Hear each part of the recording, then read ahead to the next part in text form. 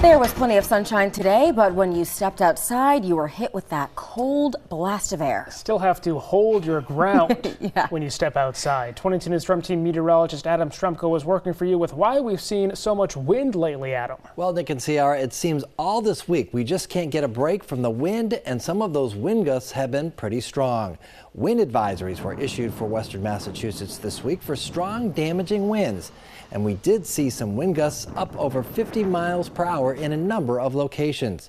Westover had a wind gust of 52 miles per hour. North Adams had a gust of 55 miles per hour. And Pittsfield saw a wind gust of over 60 miles per hour. There are a number of reasons why we've been seeing these strong winds lately.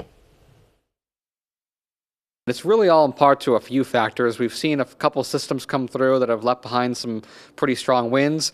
And also this time of year, it's the middle of the winter, and we're now just starting to see the transition of the earth try to go more towards its spring phase. So the tilt of the earth, and that can also play a role in the winds in the northern hemisphere. And the strong winds also caused some damage. Crews spent the morning cleaning up a tree that came down at a home in East Long Meadow. Now, if you have to be out in the cold and the wind, be sure to bundle up, wear a hat and gloves. Working for you, I'm 22 News Storm Team meteorologist Adam Stremko.